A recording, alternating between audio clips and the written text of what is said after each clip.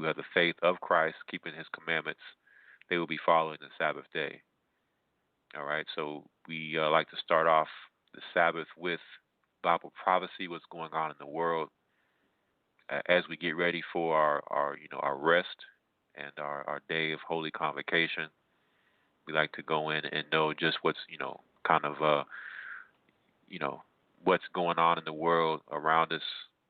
There's so much happening, and we always have to make sure that we are going in with the mind state of how serious the times we're living in, and not taking time for granted, as that sometimes we may do. We have to take advantage of every moment that we have, especially on the Sabbath when we're in that spirit, gathering with those of like minds. So since we last spoken, I don't know that the things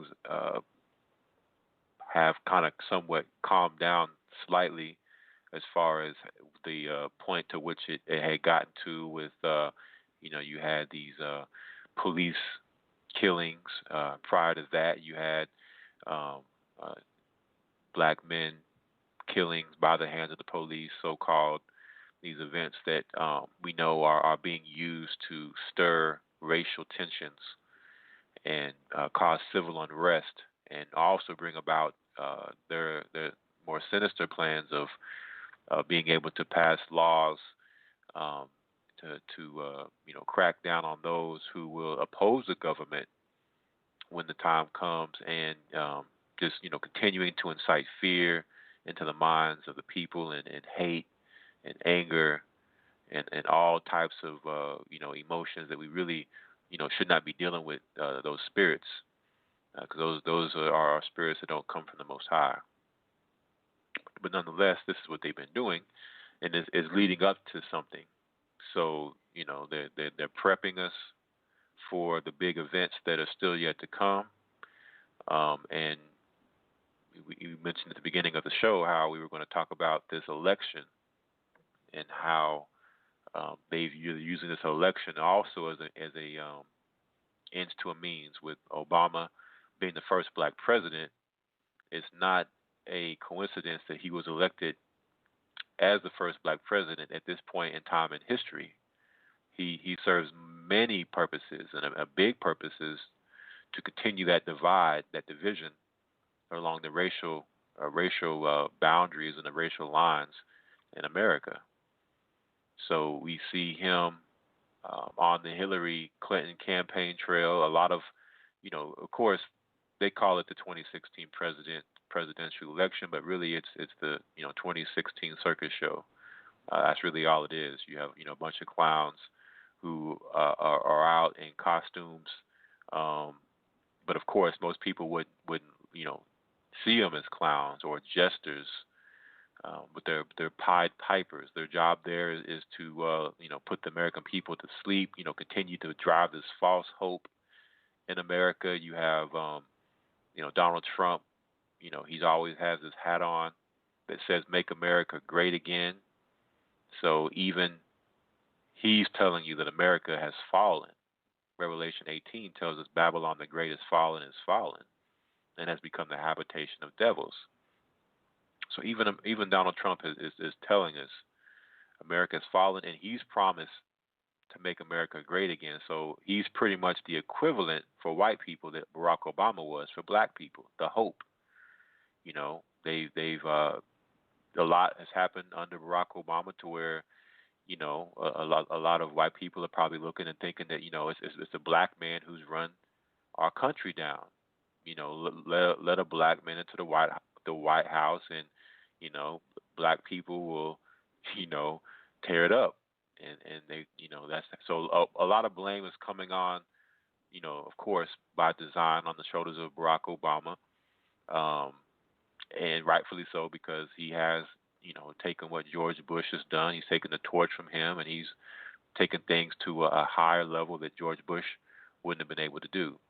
And now you have Donald Trump, who is you had the Barack Obama deception. Now you have the Donald Trump deception, because a lot of white people think, and maybe other minorities on small percentages who believe in Trump as well, but mainly white people, that Donald Trump is going to be the savior. that because he was not raised in politics, he therefore is not tainted or corrupted by the system, because he comes out and says some true statements here and there, talking about the system being rigged and all of this. So a lot of people are deceived by this Donald Trump character, um, and you also have a lot of our people deceived, black people deceived behind Bernie Sanders. And at the end of the day, we have to learn not to put our faith in men. Our faith, only men that we should have our faith in are men of the Most High, those who are anointed shepherds that are leading the way and doing the righteous works to gather the flock to the Most High. But these other worldly men, the people, looking to make their kingdom in this world, are going to be deceived every time. So you have a lot of our people deceived by Bernie Sanders, thinking that, he was the solution and he was going to help black people, and now that he's stepped out of the way and Hillary Clinton is there, that they're all upset. But a lot of that is propaganda too, to continue that division, because they're just continuing the divide in America, where you have both Republican and Democratic parties themselves are, of course, two separate parties. That causes division, but now they've caused division within each party.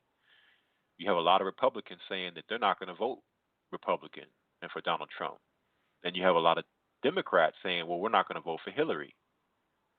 So what you have is basically two candidates who nobody really wants, but those are really the only two options that they're, have given you. And, what they're not telling you is that Donald Trump, Hillary Clinton, they're cousins. They all work together. Bernie Sanders, he never was in running for president. He's an actor.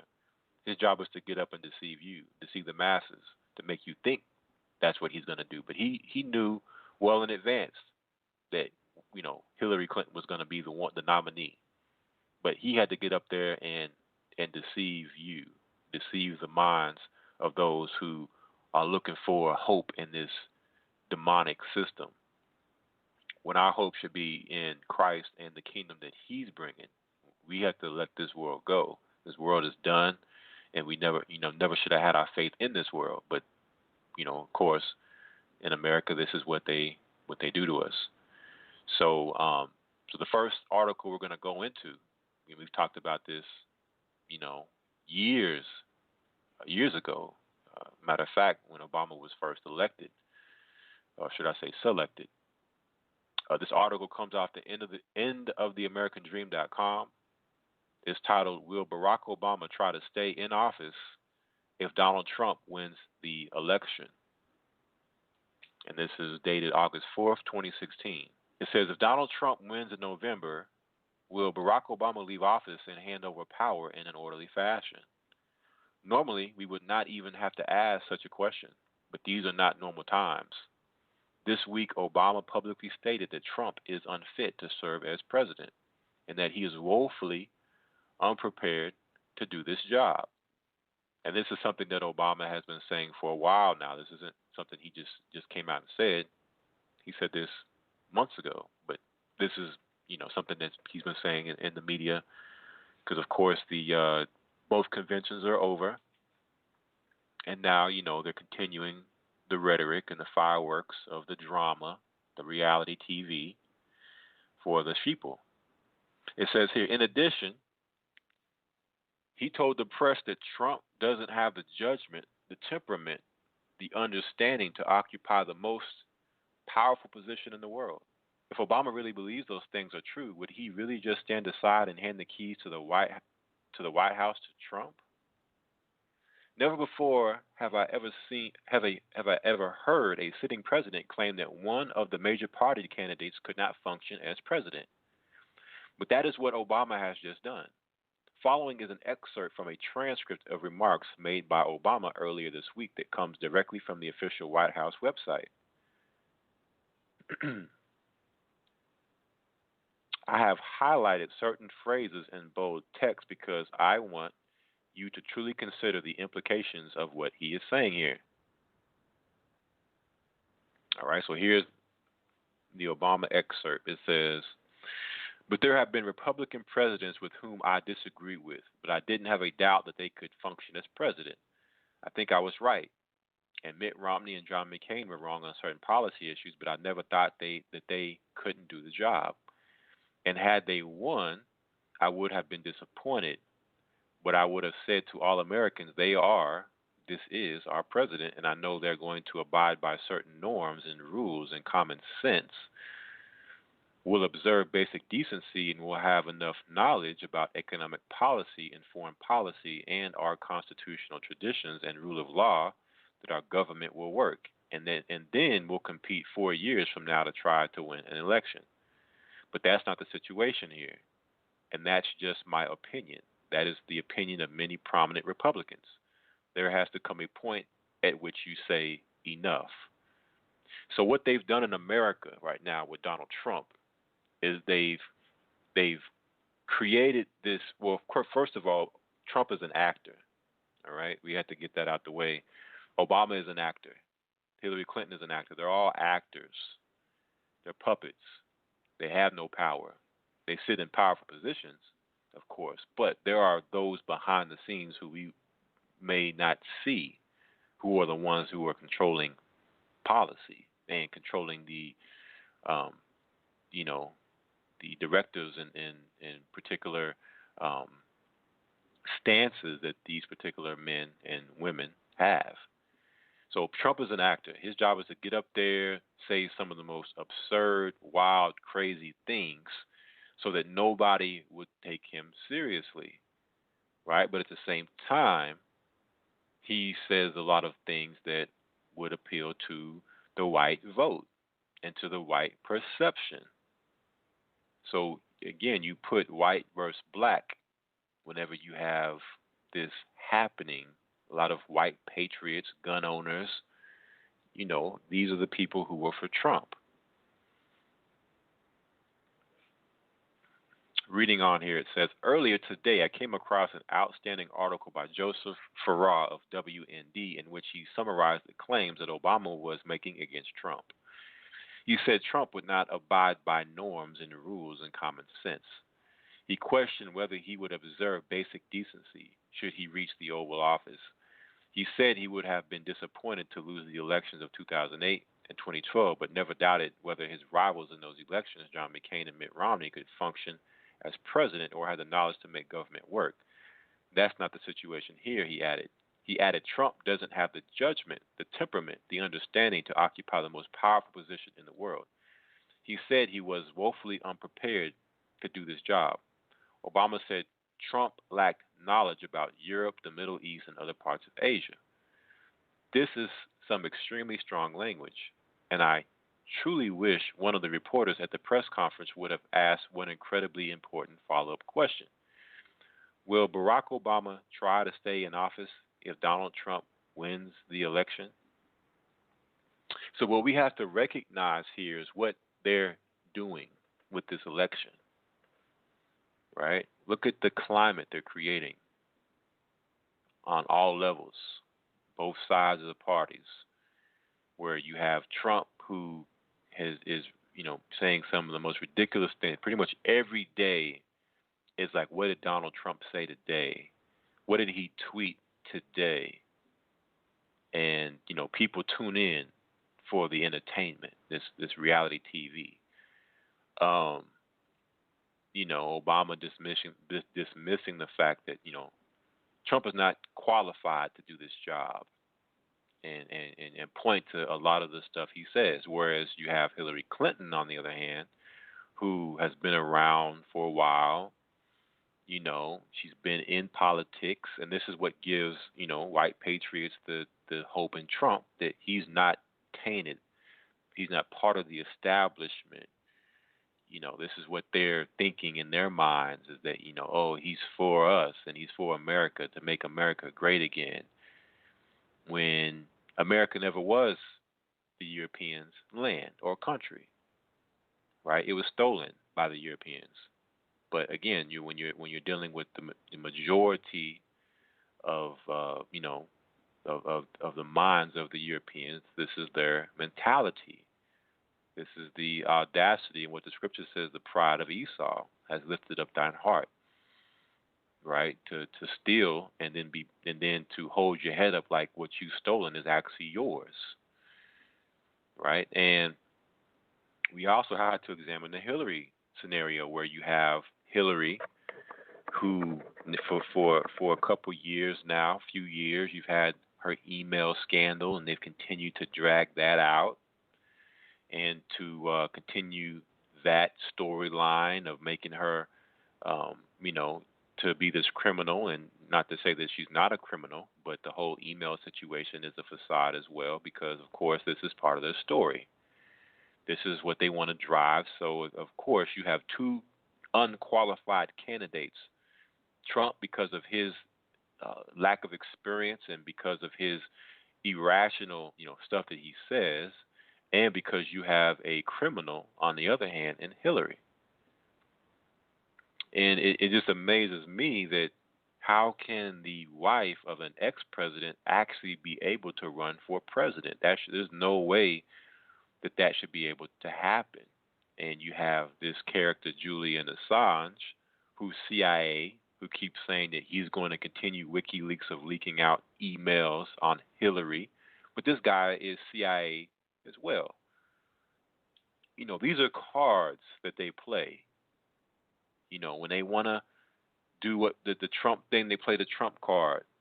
When they want to do the Hillary thing, they pull out the Hillary card. Whenever they want to do the Julian Assange and they need him for whatever psyop, they pull the Julian Assange card out and use this guy like he's actually exposing something. He's going to leak out some information on Hillary. Like, listen, this is all a stage. This is all mind manipulation and psychological warfare going on, programming of the masses, incitement of the people, and getting them all stirred up in their emotions. Because when you're emotionally stirred, you have no sound judgment. You make decisions based upon your flesh, carnal thinking, right? So this is what they've done, and they have many cards that they can play. So it'll be interesting to see what cards they do play, because of course we have said for many years that Obama's the last president, and he's doing everything that you would think that a nominee would be doing, running for office, or a president who is running for his second term is doing. Never before have you seen a sitting president join in on a current presidential race. He may make a comment here and there, but you really never see him join in on the circus. But Obama's full-fledged, full knee-deep, neck-deep in this election, in the stage. All right, so will Barack Obama try to stay in office if Donald Trump wins the election? That's the question that this article poses. In this article, Joseph Farrar raised the same issue. If no one else will ask the question, I will. Mr. President, if Donald Trump wins the election and becomes the next president of the U.S., will you willingly and peacefully leave office and cooperate fully with the transition of power the way all of your predecessors in the White House have done in the past? It's a simple question that needs to be asked and answered, given Obama's highly inflammatory rhetoric over the last week. And if this particular news reporter had listened to any of Obama's last statements, he would have his answer. Obama's already said, Donald Trump will not be the next president. He said this a few months back. He just listened to some of the things Obama's saying. He said Trump will never be president. Like, there's no way there's even a possibility that he'll be president. All right. So again, this sets the stage for a lot of scenarios. All right, reading on here, it says, like Farrar, I believe that is a fair question. If Barack Obama truly believes all of the things he said about Donald Trump, does he also believe that he has responsibility to keep Donald Trump from taking office? Absent a major national emergency of some sort, this would be very difficult for Obama to do. But if there was some sort of enormous national crisis between now and next January, Barack Obama could potentially employ some of the extraordinary emergency powers that have been endowed on the office of the president over the past several decades. There is not a single statute, regulation, executive order, or presidential directive that contains all of the powers that a president would possess during a major national emergency. Rather, these powers have been layered on top of one another for a very long period of time, and they come from literally dozens of different laws, regulations, court decisions, executive orders, and presidential directives. One document that I would refer you to is the National Security Presidential Directive 51, which was put into effect during the Bush administration. It is all about national continuity policy, and it defines a catastrophic emergency as any incident, regardless of location, that results in an extraordinary levels of mass casualties, damage, or disruption severely affecting the U.S. population, infrastructure, environment, economy, or government functions. In such a scenario, the president would have almost unlimited power, and he would wield enormously powerful executive orders such as this one. If there was a big enough emergency, the president would potentially be able to declare martial law, suspend elections, and essentially become a dictator. Right? And notice how this is done during George Bush's administration, because they had to do it during Bush's administration so it could be swept under the rug about a decade later, now that you're under the Obama administration. It would have been too obvious if Obama had passed such a directive under his administration. So they did it during Bush's because a lot of people have short-term memories. They probably don't even know that Bush did this. But what you're looking at here, and maybe we've seen a similar scenario with what just happened in Turkey with Erdogan, where you had this supposed coup in Turkey with the military to where Erdogan, you know, supposedly stopped, and now he's purging his whole country of those people who are he would consider traitors, but those are the people who are not for Erdogan, who have spoken out against him, whether they be in the military, whether they be in the educational system, whether they be media reporters. All right, he's purging all of these people and throwing them in jail and asking for swift executions on these individuals. Kill them quick. Because again, the dead people tell no tales. So could we see a similar scenario happen in America to where Obama could do the same thing and, you know, purge out all those who have ever against Obama's policy or spoke out and become a dictator? Well, if you take a look at what's going on in the climate of America right now and what's happened in recent years and decades with all the, again, the executive orders and laws and whatnot that have been passed, we see a climate that's shaping and shifting for this very thing. But reading on here, it says, let us hope that we never see such a thing play out in the United States of America. For the moment, there is not much of a threat that Obama will try to stop Trump from taking office because Hillary Clinton has jumped out to a huge lead in the latest McClatchy-Marist poll. The former Secretary of State gained ground in the McClatchy-Marist poll, and Trump lost support. Clinton had the support of 48% of those surveyed, and Trump had 33%. Last month, Clinton had 42%, while Trump had 33%. And notice the number 33, right? These polls are a farce, right? They use these polls to throw their numbers out, their numerology, so they can communicate. For those who have the esoteric understanding of what these numbers mean, they're communicating with these numbers. All right, just wanted to put that out there. It says here, when third-party candidates are included, Clinton's lead held strong. She had 45% and Trump had 31%. Libertarian candidate Gary Johnson had 10%, and Green Party candidate Jill Stein had 6%. And let me make this clear that no matter who is in any of these governmental positions and offices, they all work for the beast. They are all one mind with the beast. Their job is to make you think that they're not together, but they are all with one mind for one agenda. And a majority of them are related. Just like was said, Donald Trump and Hillary Clinton are related. You have Obama, who's related to a lot of the past presidents. Um, George Bush and John Kerry were related. And a lot of these people who end up running for office still end up in some type of governmental position. You notice how Hillary and Obama ran against each other for Democratic nominee back in 2008, but Hillary still ended up in the White House as Secretary of State.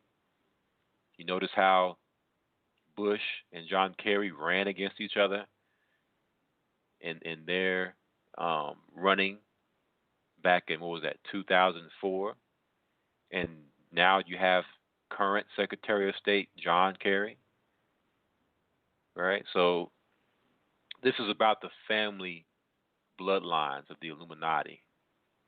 They keep their bloodlines in politics, in these positions, and that way they can continue to control the course that Satan is taking this world towards with this New World Order. There's never been an opportunity for the people to have the type of control through voting to dictate the course towards this New World Order. They would never allow it. It's just a facade to make us think that we had a vote or a choice. But whoever's in office they're gonna bring about the same agenda. And if people who were into Bernie Sanders haven't figured that out and can't see that, that particular point, then it just goes to show you just how deceived people really are and how naive they are to believe in this, continue to believe in this system. It says here, in the latest NBC News Wall Street Journal poll found that Clinton is leading Trump by a 47% to 38% margin. One thing that I found interesting about both of these polls is that they show two third-party candidates gaining ground. And that's something else that's key, because they could have a scenario where you have these particular third-party candidates take some of the vote to where you have kind of like in a courtroom where you have a hung jury because you don't have enough guilty votes to cast a guilty verdict. But in politics, if you don't have enough delegates, then you can't be president. So you have to reach a certain number of delegates, and if you don't have enough, if neither Hillary or Trump gain enough, then it'd be like a hung jury where nobody wins the election. And then what? Right? So these are just a lot of different scenarios that are shaping, but we don't know exactly how it will unfold. But again, they're doing a lot to to put them in position to play any of their cards that they want to play. But it says here, the NBC News Wall Street Journal poll had Gary Johnson with 10% support and Jill Stein at 5%. Jill Stein is behind Johnson at this point, but she is potentially the much stronger candidate. If she starts to catch fire with Bernie Sanders supporters, she could possibly even hit the 15% threshold for being invited to participate in the upcoming presidential debates. And Donald Trump certainly needs something to change about this race, because right now he's really struggling. But there's a long way to go until November, and as we have seen, anything is likely to happen in this election cycle. Right? So that's what we have right now. We have the presidential reality show, and they have to make it this way so people will tune in, because really young people could care less about politics, but if they make it soap opera drama and juicy and this whole reality TV, then this is what a lot of American people like. The mischief. They like the Twitter comments and the social media wars and all of that, when you didn't really have that in past presidential elections. You didn't have this social media construct that they've created to where anybody can say anything at any given moment in time, and it can be seen, versus in the times past, it was more, all you had was TV, radio. You really could only know what people was on their minds if you interviewed them. Well, now all you need is a social media account. You can go online and say whatever you want. and everybody knows your opinion.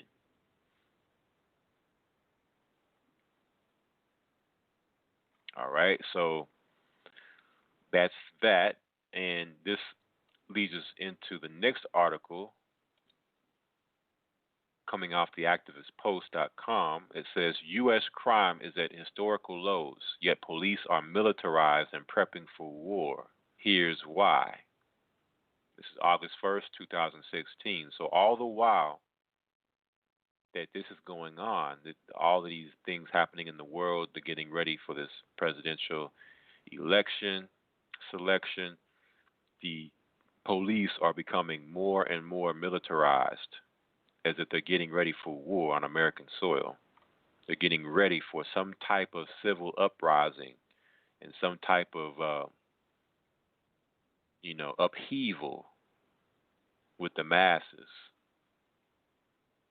It says when a country wages military campaigns on a scale not fully disclosed to the public to feed the coffers of war profiteers, it cannot possibly be surprising when the militarism, so infused in the political propaganda masking it as national security, eventually comes home. Thus, in 2016, as the rule of the longest wartime president in U.S. history, Nobel Peace Prize winner Barack Obama draws to a close, it must be equally unsurprising the brief and altogether impotent attempt to demilitarize America's police forces might soon be repealed. However, the states continued proselytizing on the need for domestic security and citizen safety, uh, preferred as the reasons for remilitarization, only beclouds what, in actuality, has been a steady downward trend in both violent crime and acts of terrorism. So they're calling for more troops on the streets, more militarization of the police, but yet crime is actually going down. So why would they need more unless something big is coming and they're looking to have a level of control when that big something happens? It says here, as with any governmental propaganda, it's imperative to cut through fictitious, nebulous fear mongering so the public can protest further curtailment of basic rights from a reasoned platform of fact. For decades, police officers had been tasked with protecting the public they serve from violent crime and property thieves. And to a large extent, the image of officer friendly remains so ingrained in the collective consciousness, large segments of the populace perform logical gymnastics in order to defend even the most egregious brutality by cops, instead of questioning the gradual apparent erasure of constitutional due process. But as politicians and a growing number of prominent, if controversial, heads of law enforcement pontificate on the need for officer and civilian safety to fully reinstate the military's handout of surplus equipment to departments nationwide, someone needs to slam on the brakes and ask, are we really in that much danger? In short, the answer is a resounding no. So there isn't a need or a danger for all of this. So what is all this about? What is the reason for the continuing of the militarization of the police? It's because they're getting ready for the big event. They want to have their troops in place to police when the riots break out. It says, according to combined data from the Bureau of Justice Statistics and the FBI since 1950, the homicide rate per 100,000 people reached a high point of 2.2 back in 1980, and then gradually declined until 1990 when it rose to 9.4 and peaked again the following year at 9.8, fluctuated briefly and fell more or less continuously ever since. Indeed, the spike in the homicide rate in the early 90s gave rise to the now notorious Clinton crime bill of 1994, a move that crammed both government and for-profit prisons with nonviolent criminals via mandatory minimums and other controversial provisions. It arguably birthed our modern police state. So this bill that Clinton passed, which a lot of people say Bill Clinton was the first black president, but why was Bill Clinton passing this bill which would now criminalize in prison nonviolent criminals.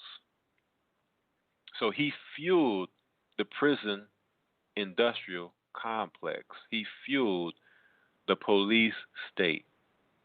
And we know who mainly makes up the population of these prisons. So Bill Clinton is the one responsible for building more institutions to institutionalize minorities in these jails, right? He built those as homes for black people and Hispanics, but yet he's supposed to be the first black president, right? So again, more of this foolery that we fall into with this whole silliness of falling into Bill Clinton being stuff like Bill Clinton being the first black president and Obama because he's black, he's for black people, right? Christ said you should know a tree by the fruit that it bears, and to beware of wolves in sheep's clothing.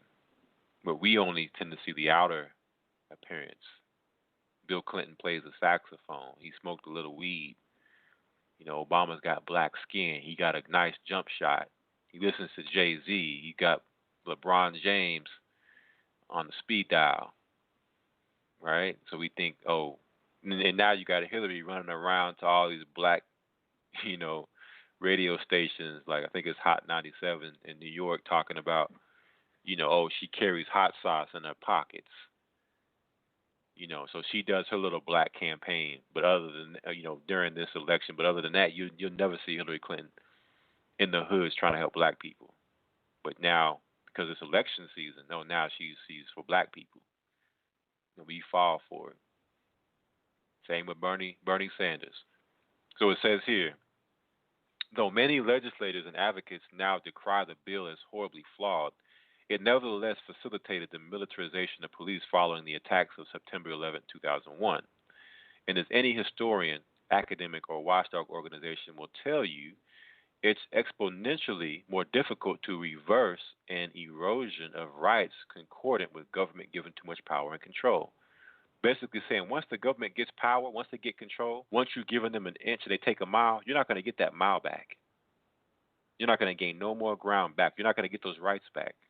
They're over. They're gone. They've been taken away. So although the homicide rate plummeted in 2014, the latest year for available statistics, to just 4.5 per 100,000 people, the lowest rate since 4.6 in 1963.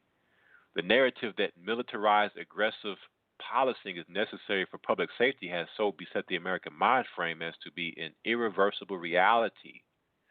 So what they've done is they've created terrorism, whether it's international with groups like ISIS and Al Qaeda,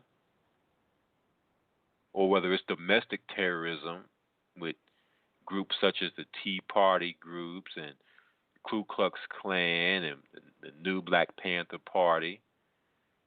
Now, through these killings of police and these false flag hoaxes, people screaming Allahu Akbar, and they had ISIS, they were radicalized through ISIS. This is the narrative they push with all of these shootings in America. Now they created a certain level of fear and perception that is dangerous out there in America, that we need to put these troops in place and continue to give the police all this military-like equipment and these spy systems to spy on you and make sure you're okay. When you're not okay, you're being terrorized by the government who's saying that they're sent to help you. You're being terrorized by the police who were supposed to be there to serve and protect you.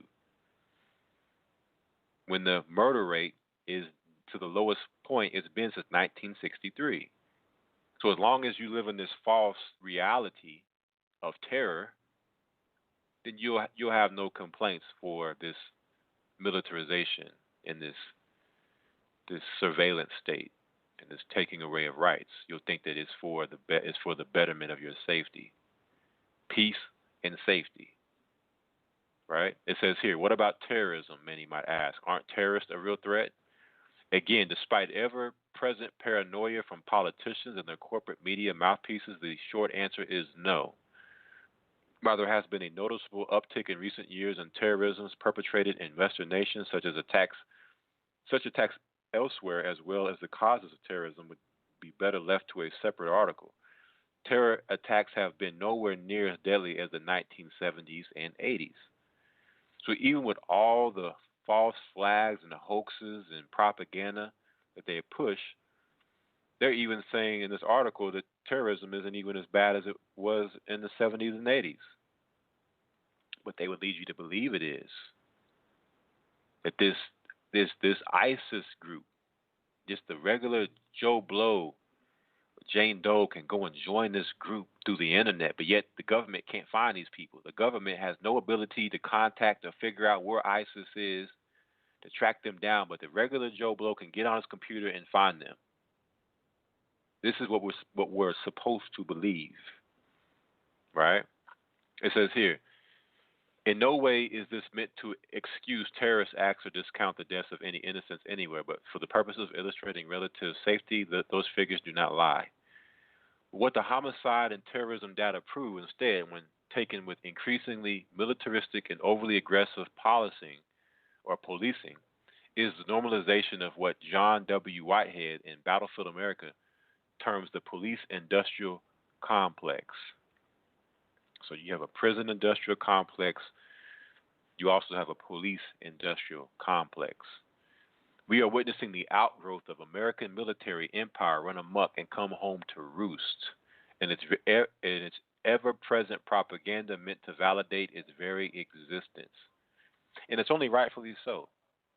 If Americans will sit back and not say anything and sit on their hands when America continues its empire and colonialism and going from this country and causing terror and ruin from Iraq to Afghanistan to Libya to now Syria, and not say anything, and allow this military-industrial complex to just run rampant throughout the world, then it's only right that you reap what you sow. That this military-industrial complex is now coming home to roost. And now this is what you have in America, where you no longer have police. Police were there just as a proxy. They were there just holding the fort down until they got to the point to where now they could bring the military in. And just like they did in 70 A.D., Jerusalem compassed with armies, the Roman soldiers did the same thing in 70 A.D. They were always amongst the people of Jerusalem, but they started to increase in number until they were overwhelmingly more of them than us in our own neighborhoods. And this is what you have now, to where it's becoming more and more police in black neighborhoods than it is us. I mean, we should be policing ourselves. We have the law, we have the Constitution, it's the Bible. We should be policing and bringing our own neighborhoods into accountability, not this government. It says, if the atmosphere domestically feels more dangerous than ever before, in other words, it's by design, not because any greater threat looms over us than any time previously. As American imperialism and domination circles the drain, the state realizes discontent and dissidence could realistically lead to a growth in insurgent acts by its citizens, up to and possibly including full-on insurrection. So while the government constantly proffers legislation and other means to severely diminish rights for the comfort of illusory security, the only rational response is resistance, scrutiny, vigilance, and above all, to employ cold facts against what it hopes will be an emotional reaction to altogether needless fears. And that's what they want. They want an emotional reaction when things happen so that they have everything in place and now they have an excuse to use it. So, and again, all of this is leading up to this presidential circus show for this November. So that's what they have prepared for, and that's what they're continuing to prepare for. Next article, because while all this is going on in America, prophecy is happening on a similar scale in Europe. This comes off endoftheamericandream.com. It says the United States of Europe, Germany, and France hatch a plan to create an EU superstate. June 27, 2016. If you believe that the Brexit vote is going to kill the idea of a United States of Europe, you might want to think again. In fact, it appears that the decision by the British people to leave the European Union is only to accelerate the process of creating an EU super state. Let me read that again. In fact, it appears that the decision by the British people to leave the European Union is only going to accelerate the process of creating an EU super state. Clarify this. There was no vote in the UK for a exit. All right? All of this is by design. There was no vote. People may have went to some polls and checked some boxes on some paper or however they vote. But that those votes didn't count, right? This is their agenda, was to make this happen. Because when you read in Bible prophecy in Revelation 17, it talks about the 10 horns. And we know that once Babylon has fallen and been destroyed, the 10 horns then gain power from the beast for 1 hour. So what you're seeing happening in Europe right now is to make way for Europe's new reign as the next kingdom, the last kingdom to reign in this earth. All the false flag hoaxes you're seeing happen from France to Belgium to Germany, all of this is so they can bring in their troops, because every time these events happen, they send troops, more and more troops, to the streets. They extend states of emergency. Just when France was about to relieve their state of emergency after what happened last November, what happened? You had this truck attack where nobody got killed.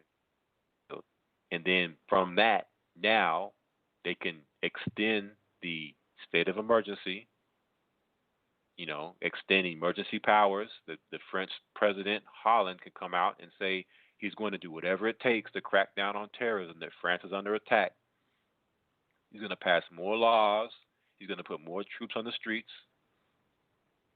Then you had Germany, who just within the recent weeks had no terrorist attacks, and they had 4 in 1 week. And now German president is saying, prime minister is saying the same. I'm going to put troops on the streets. I'm going to pass these laws. We're going to fight terrorism. We're going to do whatever it takes. This gives them an excuse for the police state. This gives them an excuse for military on the streets. And the people won't question it because they think that the threat is real. These troops are here for safety. And again, we thought the same thing in 70 AD. The Roman soldiers were there to protect us and to help us, right? But this is what's happening. You're seeing the formation of the 10 horns right before our very eyes. Europe has to have control and full power of Europe before America falls. All right, so that's why you're seeing a lot of this happening in Europe first. It says here, as you will see below, one of the largest newspapers in the UK is reporting that the foreign ministers of France and Germany have drafted a blueprint to effectively do away with individual member states. So even though men like George Soros are warning that the eventual dissolution of the European Union is practically irreversible after the Brexit vote, the truth is that the globalists are not about to give up so easily. And don't buy into this whole thing to think that the globalists are against each other and that this thing is real. This is an agenda that they're playing out, right? The same way you have political theater going on in America, you got political theater going on in Europe. They'll make you think that there was an actual vote but there wasn't. This is all part of their plan, and they all play different sides, but they're all together. For a very long time, advocates of increased European integration have dreamed of going all the way and creating a United States of Europe. But Britain was always one of the stumbling blocks that stood in the way. And isn't that interesting that they would actually call it the United States of Europe? Crystal clear Bible prophecy when you know that the ten horns, which is the EU and Europe, taking the power from the whore and now being the United States of Europe. But now that Britain is out and there is a great fear that the entire European project may be in jeopardy, there seems to be a rush to go for broke and try to complete the job of Europe integration. The Express is one of the biggest news organizations in the UK, and they are reporting that the foreign ministers of France and Germany already have a blueprint to effectively do away with individual member states. So this plays right into their plan. They made you think they were against each other. They made you think you had a vote, and this would be great for Britain. This would be great for the UK. Great, No, this is part of their plan. This only accelerates to form the ten horns. Get the dominoes falling. It says the foreign minister of France and Germany are due to reveal a blueprint to effectively do away with individual member states in what is being described as an ultimatum. Under the radical proposals, EU countries will lose the right to have their own army, criminal law, taxation system, or a central bank, with all those powers being transferred to Brussels. Remember Brussels? The place of the airport bombing that happened right close to the EU and the NATO headquarters. Yeah, everything going under the headquarters of Brussels. Brussels being the capital of the Ten Horns. It says, controversially, member states would also lose what few controls they have left over their own borders, including the procedure for admitting and relocating refugees. And there's been this big push, if anybody's paid attention or seen it in the news, that the EU is pushing for a EU army. The formation of this army of troops from all European countries into one army. That's something else that's been happening in the news of late. It says, when I read that earlier today, I was absolutely stunned. Did they come up with this blueprint before the Brexit vote or after? And do they plan to allow the citizens of individual nations to vote on any of this? It is being reported that the following paragraph comes from the preamble to the document. Our countries share a common destiny and a common set of values that give rise to an even closer union between our citizens. We will therefore strive for a political union in Europe and invite the next Europeans to participate in this venture. So you have to, when you listen to the statements they make, you have to dissect the language. That their countries share a common destiny. So you have to ask yourself, what destiny do they share? If you're familiar with Bible prophecy, you know that destiny. And a common set of values that give us rise to an even closer union between our citizens. What values do they share? Because under the ten horns, all citizens will have one mind with the beast. How will they be able to make that a possibility? Through the mark of the beast. And which we'll touch on later in the news on what they're doing with that technology. But it says here, of course, it would have been totally unrealistic to expect backers of European integration to go down without a fight. After all, what did we expect them to do? Throw up their hands and admit that the British people are right and that the European Union is a failure? No, that was never going to happen. As I mentioned, the other article that I published today, the elite are going to make the British people pay for what they have done. And again, this particular part of the article of what this author is saying, disregard, because the elite aren't making the people pay for what they've done, because the people haven't done anything. Right? This is all part of the plan. Now, will they blame the people for what's happening? Of course, they'll blame the people. They don't want the blood to be on their hands. It's easy, and I've said this before in past broadcasts, that now as things start to collapse in Europe and these things happen, they can always come back to the Brexit scenario and blame the people and say, well, this is what y'all wanted. Y'all voted for the Brexit. So therefore, you can blame the people, and the government takes no responsibility. So that's what they want to do in these scenarios, whether it be Europe or America. They want things to happen to where the government doesn't take any responsibility for what has happened. The government are the saviors. They're the good guys. As long as you believe that, you'll cleave to the beast and not to the Most High. But if they appear as the bad guys, then of course they will have a society that they can't control.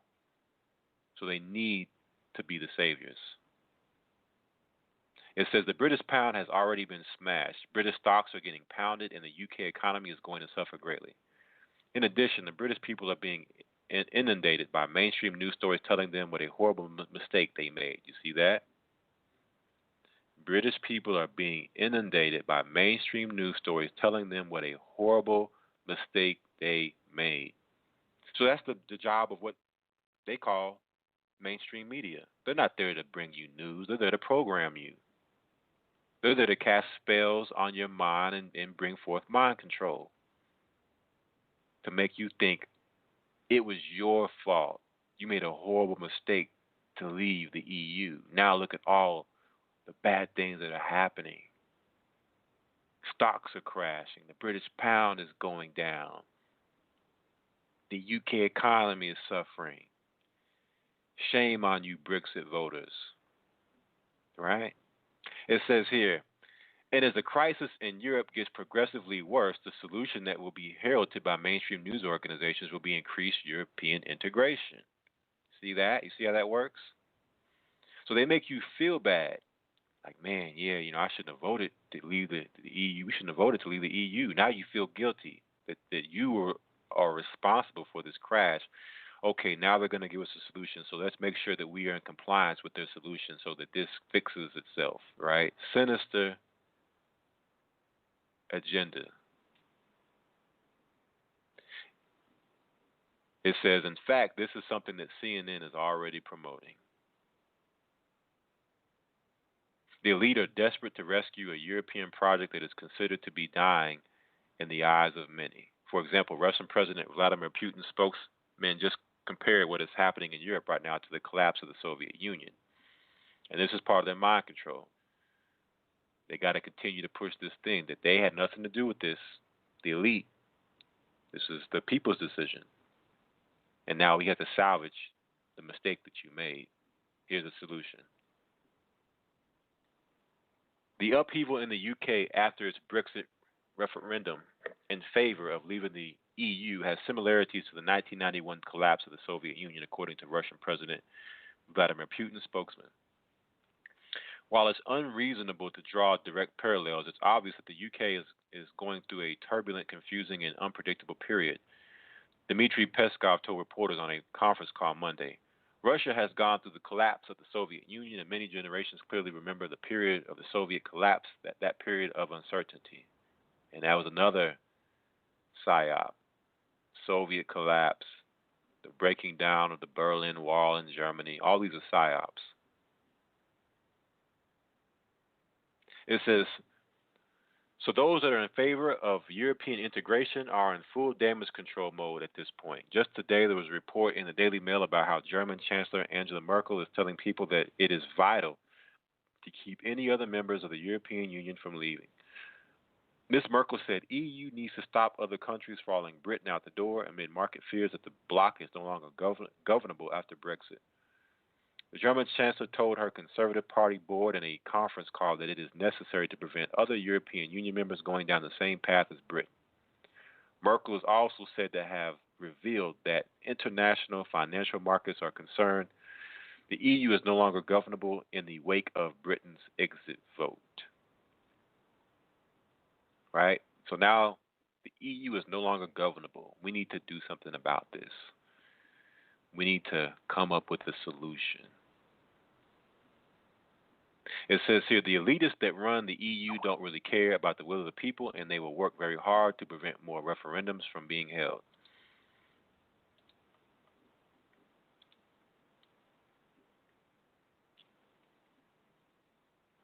Let's see here. In an age of democracy, the EU is one of the most undemocratic political institutions in the entire Western world.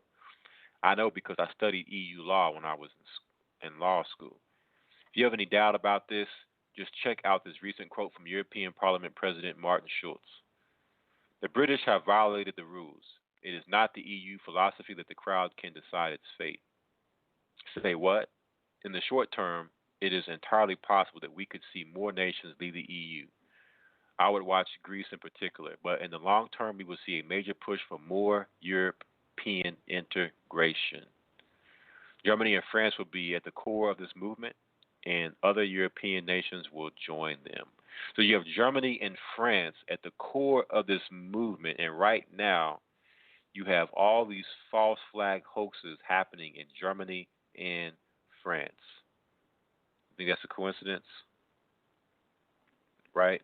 Because for this particular movement, they can always bring up these attacks to further the mind control and the programming that we need this European integration. We need this EU army. We need this EU solution. So their job is to create public perception, so that in your minds you're already defeated when something happens. You'll believe the outcome that is to be expected. For instance, when Barack Obama won president, nobody rioted, right? Nobody had a problem with that because the perception was that, and the opinion was that he had the support because there was such hysteria that the media created behind Obama. But all in all, we know that if you look at the population of America, that there's no way Obama should have won the presidency. There's not enough black votes, right? So, but they rolled out this guy out his coffin, and John McCain. Who's going to get behind this guy, right? This is the perception that they've created. And then when Obama takes presidency, nobody riots. Nobody, the people who wasn't looking for a black president, they in their mind they're thinking, okay, well, he did have a lot of support. No, it's hysteria. It's sorcery. So that's what they call mainstream media is for. It's not there to give you any news. It's there to program and condition. It says here, the British people may not participate anytime soon, but the dream of a United States of Europe is far from dead. And if advocates of increased European integration have their way, we will be seeing their dreams become a reality rather than later. All right. So, what we're going to do real quick is take a commercial break while we get ready for the last part of segment 1. We're going to talk about the Zika hoax. We're going to talk about this mark of the beast technology and the natural disasters that are going on around the Ring of Fire. So make sure you stay tuned, and we'll be right back. Folks, are you tired of chemicals? Harmful chemicals in your toothpaste, such as sodium lauryl sulfate, tricolsan, fluoride, preservatives, sugar, and more? Well, Exodus is the #1 company in making herbal tooth powder. This revolutionary herbal gum and tooth powder, which yields immediate results within 1 week, is ideal for the entire family. It reduces bleeding in the gums, counteracts the side effects of chemotherapy burning in the gum tissue, tightens the gum, whitens the teeth, rid the mouth of canker sores, freshens the breath, and restore the gum tissue to health. ExodusHerbalGumPowder.com. For more herbal products, visit us at ExodusGumPowder.com. This is life-changing information. If you have health challenges that are not being resolved, then pay a visit to beyournaturally.com. Did you know that the Creator designed the body to regenerate? Weaknesses can be strengthened and the body brought back into balance to function at its optimum state. To assist the body's healing mechanism, I use body cleansing with herbal protocols in combination with the natural health laws. I aim to equip you with the necessary tools to help you achieve vibrant health. If you have the faith and commitment to do what is necessary to regain your health, then you are on the winning side. The initial 15 minutes talk is absolutely free. Visit www.beyournaturally.com. Join the health revolution today.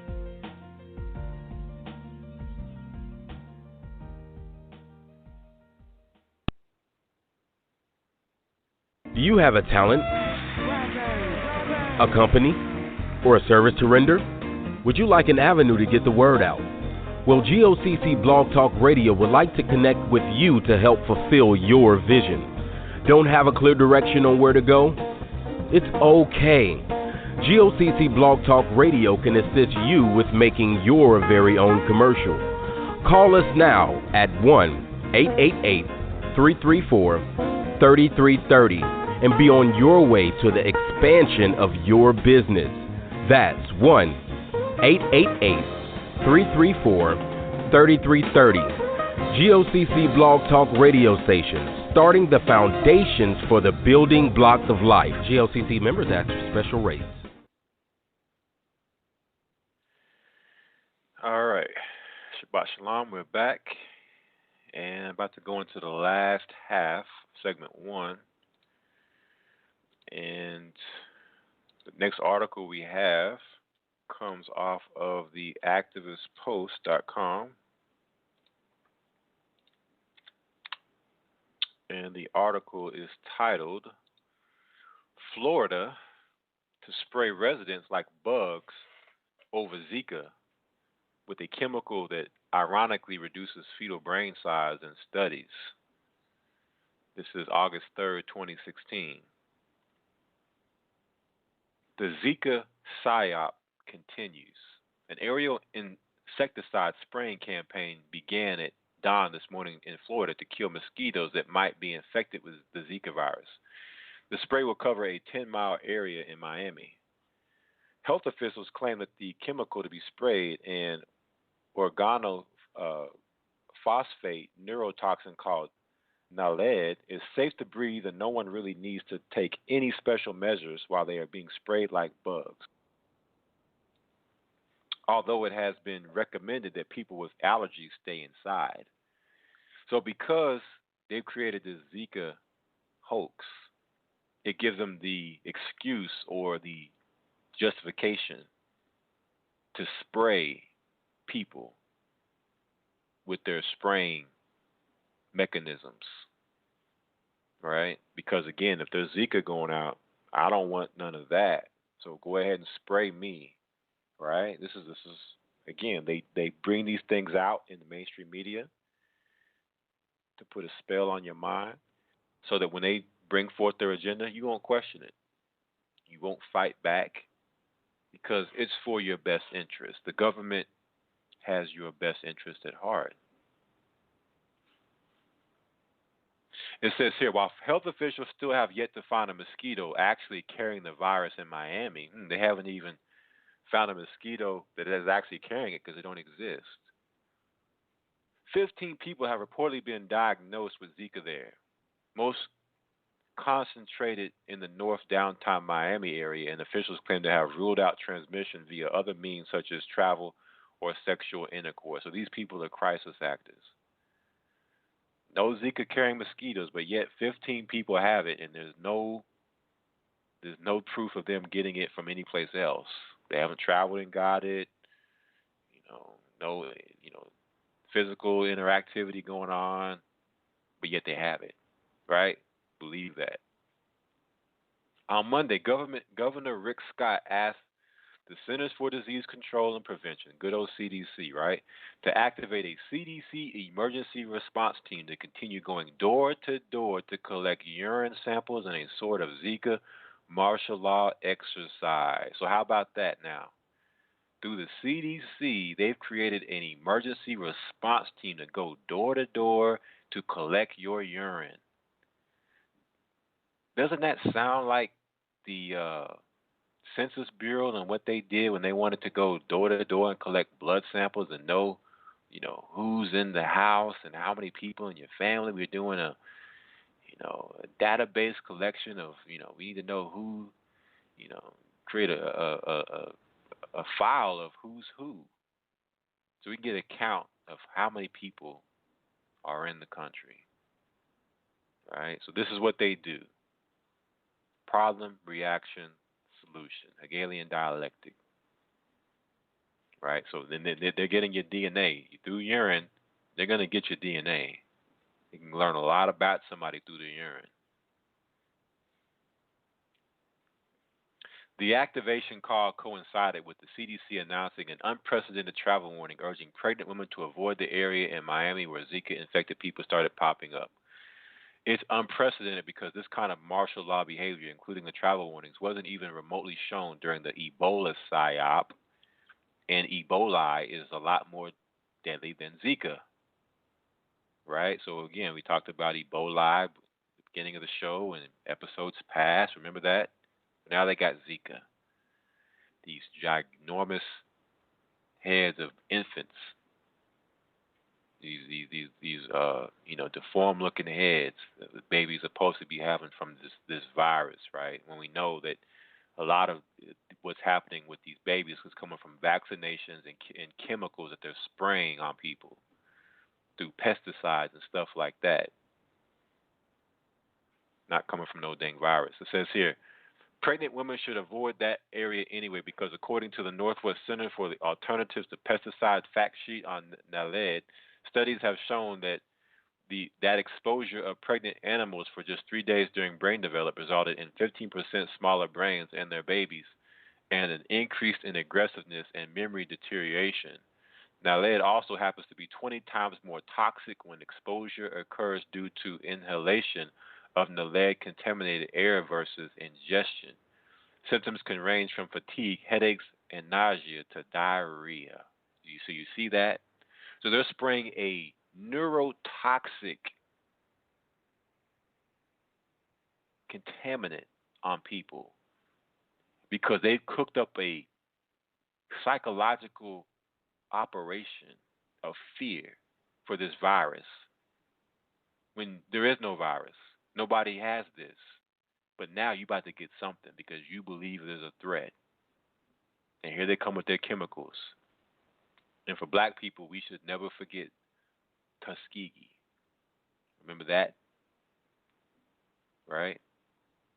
So this is what they do. They tell you there's an Ebola virus, there's a swine flu virus. Come take our vaccinations. We're about to spray you. Oh yeah, sure. I'll come in for your free vaccination. Oh yeah, come spray my city. I don't want to catch Zika. I don't want my baby have a deformed head. It says here, NALED has also caused pancreatic cancer and leukemia in lab tests. So not only, does it cause fatigue, headaches, nausea, the diarrhea, but it also causes pancreatic cancer and leukemia. This NALED that they're supposed to be spraying on you, like they're saying that we're going to come help you, right? This sounds more deadly than the psyop of Zika itself, right? It says NALED has been found to be especially damaging to the nervous system. So it's going to give you. So you want to know where autism and all these things come from? This is where it comes from.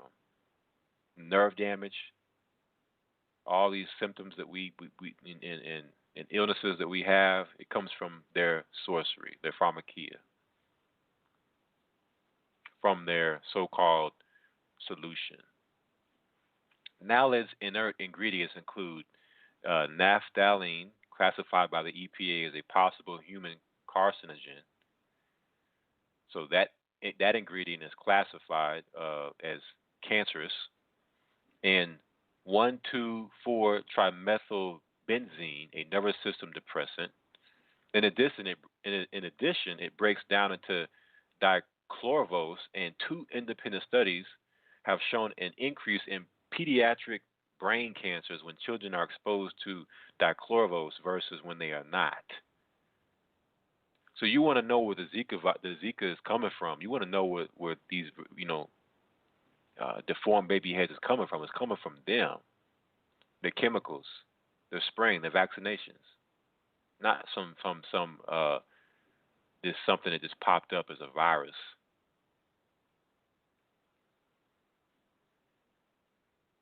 When the CDC recommended spraying it in Puerto Rico, people there protested for concerns it would have detrimental effects on the environment, including residents' health and local agriculture. As activist post Bernie Suarez has previously reported, it still has not been proven that uh, microcephaly, a birth defect that causes babies to be born with abnormally small heads, and the new big concern from Zika, is even officially caused by Zika. Right? So even in the official records of Zika, it's not even proven within their own cry for what Zika is. But of course, they'd never tell you this. They would just tell you on the news, yeah, it's Zika. Because they don't have to prove it. All they got to do is tell you, show you a couple baby deformed heads on TV and say, oh, it's Zika. And people will go into panic. I don't want my baby head to look like that. That's all they got to do. They don't got to show you no dead bodies, no blood. All they got to do is show you a couple video clips or pictures and say, yeah, it was a shooter and he did this and did that. People eat it up. All evidence thus far is entirely circumstantial, as even Director General Margaret Chan of the World Health Organization has gone on record to state. In fact, decades of scientific literature show Zika is largely benign. One has to wonder if this entire thing is a psyop, as others have previously reported. Our officials are going to an awful lot of trouble demanding urine samples door to door and spraying everyone like bugs for a virus that Max Slavo of SHTFplan.com points out is not necessarily life-threatening anyway.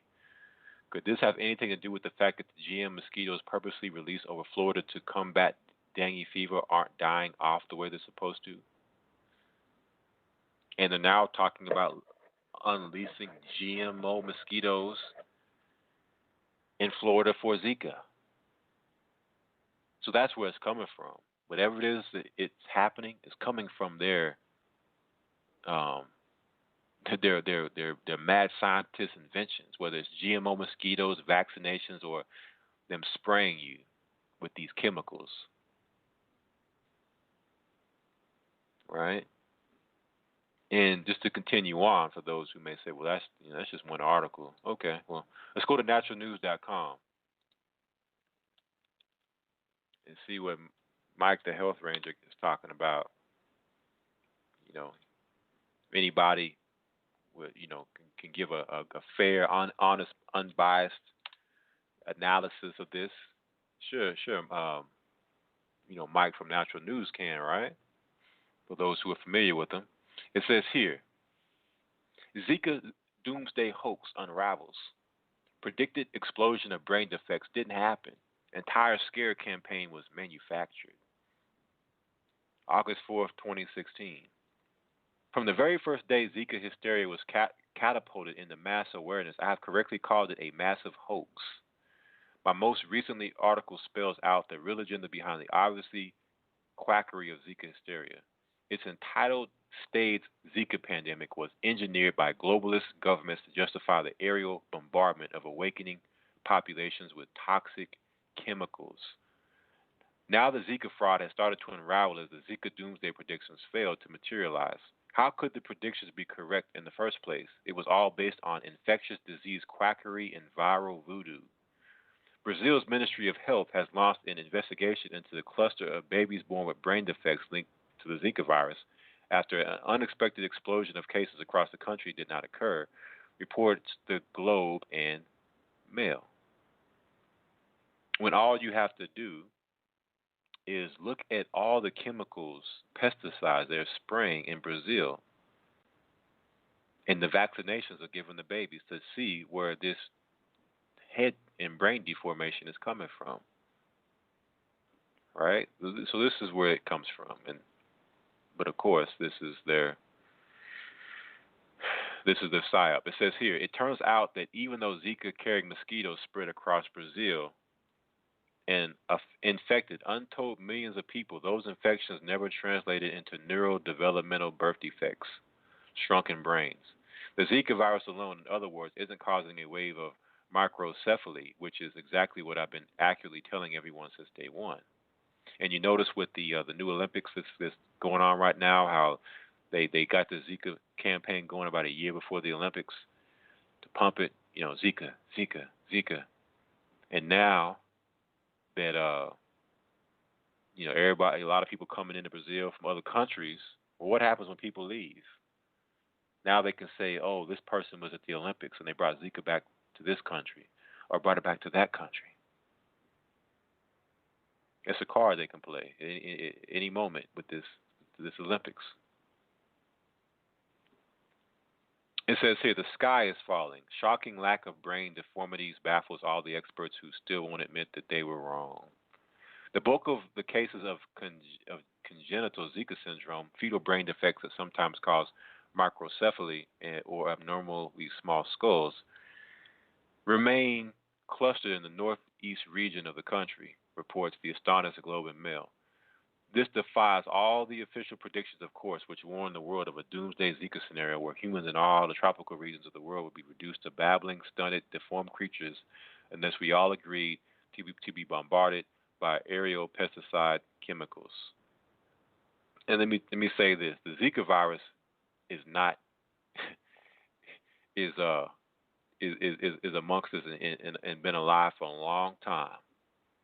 The babbling, stunted, deformed creatures are amongst us now. They're the everyday sheeple who are running around playing Pokemon Go, running off cliffs, running in, getting hit by cars in streets. People who believing in these politicians and Bernie Sanders or whoever. Those are the Zika carriers, the brain dead masses. Right, so if you want to find Zika, just look to them to have it. Being facetious here, but that's those people who they're saying that this particular psyop is supposed to cause. It says from the Globe and Mail, we can see there is a kind of cluster in part of the northeast region with high prevalence and high severity of miscarriage and congenital malformation that is really severe, said Fatima Marinho, a coordinator of epidemiological analysis and information at the ministry. But we don't find this in other states. Even the adjacent states didn't see the same situation as in the epicenter. We were preparing for an explosion and it didn't come. So we started to think that in the central area, maybe more than Zika is causing this intensity and severity. Note that even now, these scientists still can't admit they were wrong. They can't say that Zika has nothing to do with the microcephaly cases, and they most certainly can't admit that it was a larvicide chemical dumped into the water supply that caused the neurodevelopmental deformities from the very beginning. So you have that also as a cause of this. Is what are they putting in the water? These chemicals. Yeah, once again, Zika hysteria dominated the scientific illiterate media in much the same way the climate change hoax also grabs headlines. In both cases, you have the combination of false fear and bad science, amplified by a scientifically illiterate but politically compliant mainstream media, and believed by a gullible population of cowardly consumers who fall for every quick science hoax perpetrated on them by dishonest government. According to quack scientists, mosquitoes conduct racial profiling to bite black people of low economic status. To demonstrate how ridiculous the status quo theory is on Zika, consider the fact that documented microcephaly cases in Brazil appear predominantly in black, Brazilians of low economic status. You don't say. Kind of like how the vaccinations, the whistleblower from the CDC came out and said that it typically affects, it's 500% more predominant to affect black male babies with autism. Hmm. So what? And then we look and see in Flint what they did with the water in Flint, and that was a predominantly, poor, low economic status uh, community of blacks. These diseases just seem to just happen to find black people for some strange reason. Poor blacks, not the rich blacks. Rich blacks never, they're immune. Only poor blacks, right? So these not only are they race specific, but they're also class specific. You know, you have to be a poor black to get these diseases, right? It says here, now if you believe the Zika doomsday scientists, that can only happen if mosquitoes are racially profiling people and selectively targeting black people after checking their bank accounts to make sure they're also poor. Such a belief is, of course, utterly ridiculous. Mosquitoes don't care what color you are. All they know is that you're a warm-blooded being with the source of nutrients they need. So what's the real explanation for the cluster of microcephaly cases among lower-income regions of Brazil where predominantly black-skinned people live? Because that's where they dump the pyroprexifin chemical into the water. You remember with this whole Ebola, they were saying that people, in Ghana and in West Africa, Liberia, these people are sick here. They got Ebola when they were dumping formaldehyde in the well water to make it seem like they had Ebola symptoms.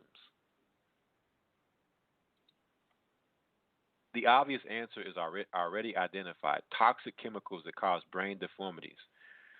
Pyroprofexin is the larvicide chemical used by the Brazilian government to try to quell mosquito populations in the poor, more rural regions of Brazil. The chemical, as I have exhaustively documented here on Natural News, works by destroying the neurological development of insects.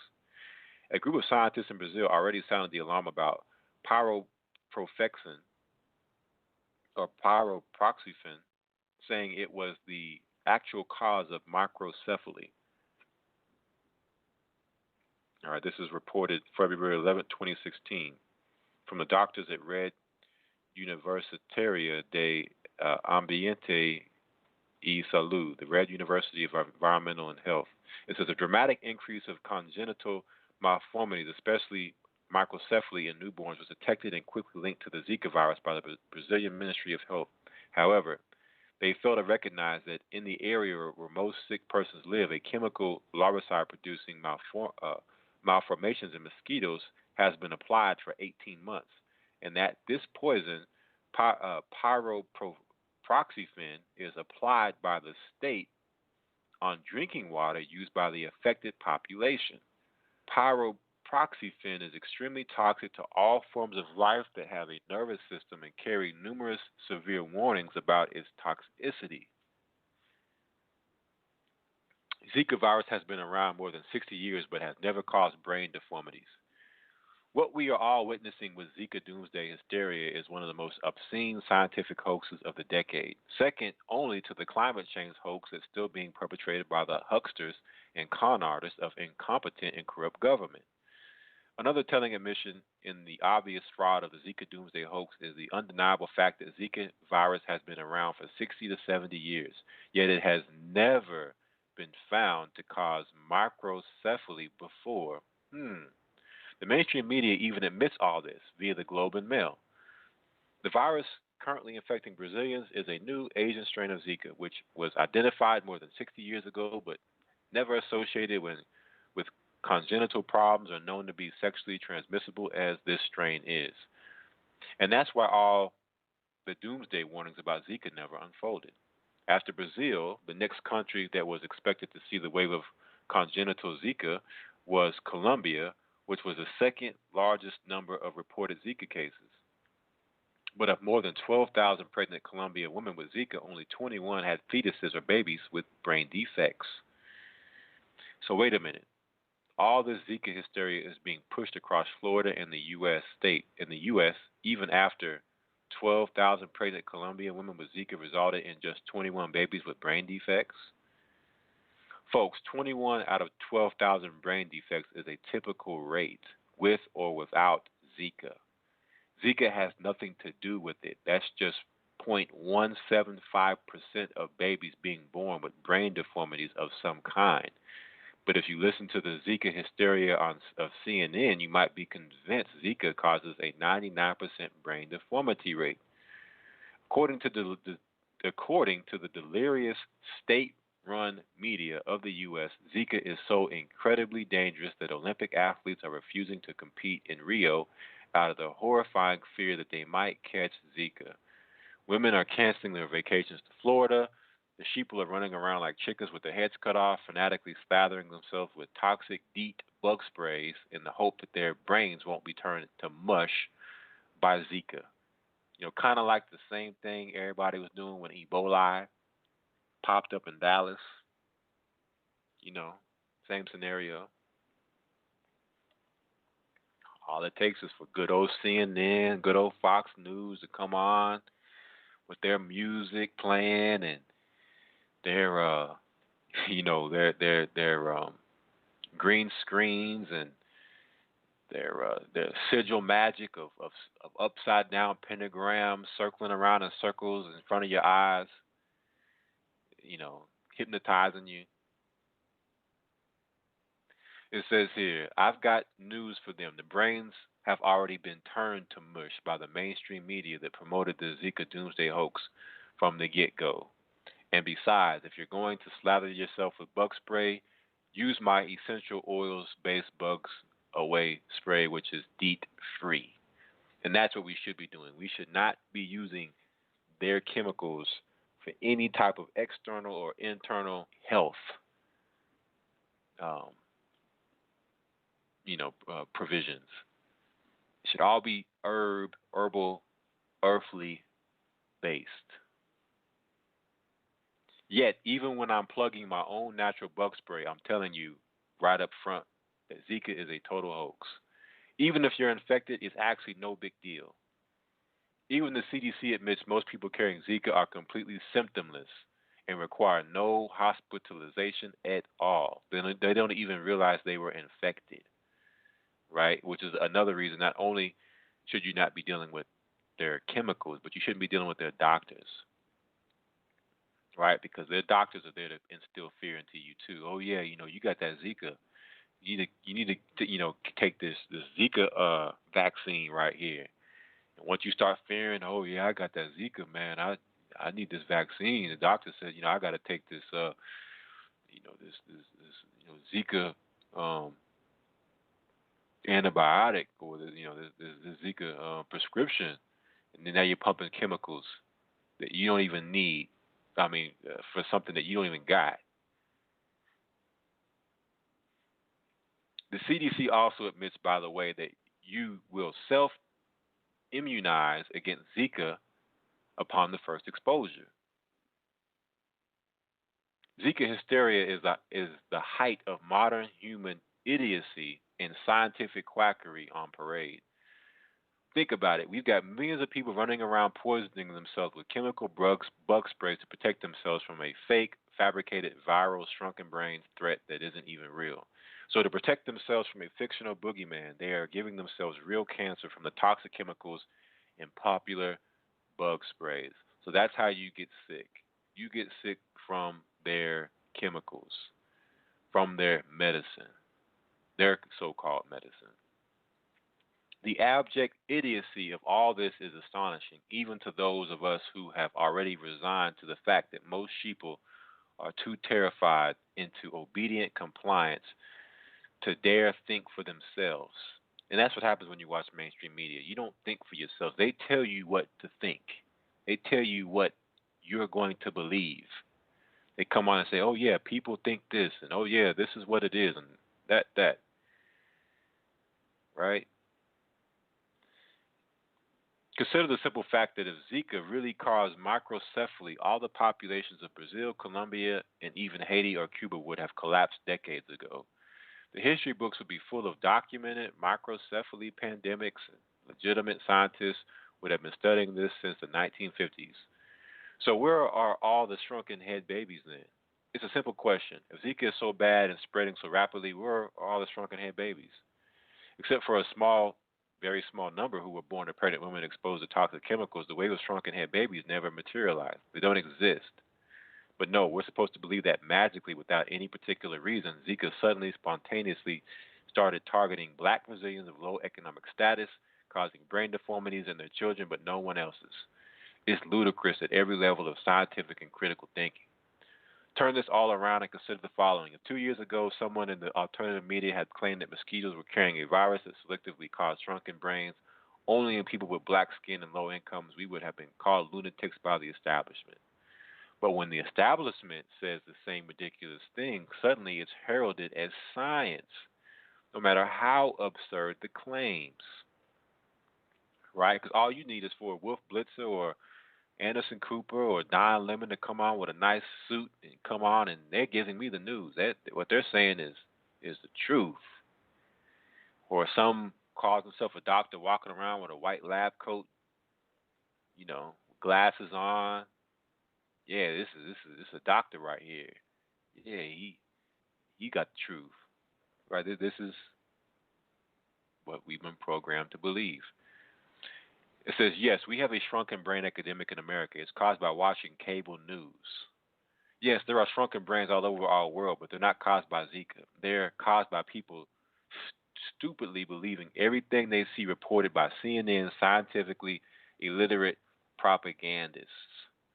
And it's funny that this is pretty much the same, you know, um, sarcasm that I used at the beginning of this article, and I didn't even read this. So, for me to say at the beginning and now here it is, Mike Adams is saying the same thing, hey, it's when you have eyes of discernment, it's easy to see where the real brain pandemic in America lies. It lies from the sheeple and what they're into. Those are the real zombies, right? A lot of things are symbolic. A lot of the stuff that they show us, is not, quite what they make it out to be, but it is in some similitude still reality. like the aliens. We know aliens, what they show us with these big headed, black eyed beings don't exist, but are there Alahayim? Are there foreign forces to our world? Absolutely. They're called angels. Both good and bad. You have demons, right? So in some similitude, they tell us the truth as far as these alien beings, but they fabricate the truth and fantasize it into a way to where we think it's other life forms, other creatures, when it's something else. They make us think that, a zombie apocalypse is going to happen, but the zombie apocalypse is here now. The brain pandemic in America is here. It's not Zika. It's Pokemon Go, right? It's reality TV shows and mainstream media, fluoride in the water, chemtrails. These are the things that are really breaking down the minds. The spiritual warfare, the psychological operations. These are the things that are causing the brain pandemics in America. So it says here, yes, there is an epidemic of shrunken brains in America, and it's caused by watching cable news. If you believe anything you see on CNN, you're probably dumber than a mosquito. And now that you know what a total farce the Zika Doomsday Scare campaign really is, ask yourself this simple question. Do you believe anything the mainstream media reports about Hillary Clinton or Donald Trump? Another question that has been posed several times in these broadcasts that we do here on Blog Talk. So, hey, for those who believe these things that come out, these psyops, these hoaxes, and take them, if we haven't learned anything by now, if you don't learn from history, you're doomed to repeat it. So, those who can see will see. Next article. One moment. This comes off Activist Posts.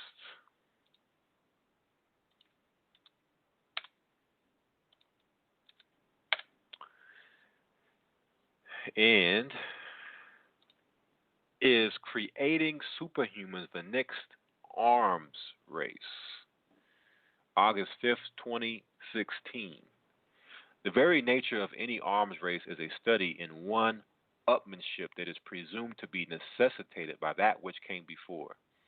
A perfect current example is the global drone arms race, where nearly every country is now acquiring technology that is assumed to be, at the very least, a protective measure against other countries which might develop offensive capability that threaten their nation. So there's your Skynet.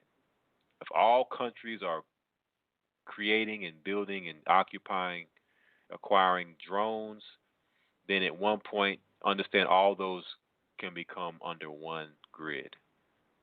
And now you've created a drone grid everywhere. In the background is an international ethical debate about killer robots that is yet to be resolved, at least according to the UN. Nevertheless, development still continues unilaterally without pause as ethicists and average citizens alike are left scrambling to get ahead of a quickening curve. Also developing at warp speed is a scientific race focused on genetics that is raising the old concerns about eugenics, as well as entirely new debates that as yet have only appeared in science fiction such as Gattaca.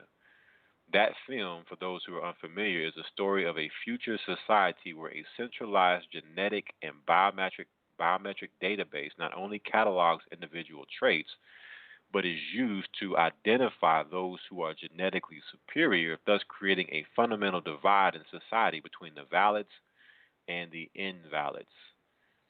Or what that sounds like is George Bush, the haves and the have-nots. Perhaps most poignantly, this is still carried out within a legal structure that has declared discrimination to be illegal. Regardless, such identification of genetic disorders has become irresistibly pragmatic to society, leading to the next step where parents who have the means can make their conscious decision to design their children for maximum abilities and longevity. We've talked about that, designer babies, where you can, design your baby, genetically modified babies, so your baby can be whatever you want it to be. The film was certainly ahead of its time when it was released in 1997 and could not be more relevant today. As you will see in the article below written by G. Owen Schaefer, a research fellow in biomedical ethics at the National University of Singapore, we may be farther along the path to Gattaca's scenario than previously thought. Very often it takes a seeing is believing moment for people to acknowledge that their concerns have now become legitimate fears.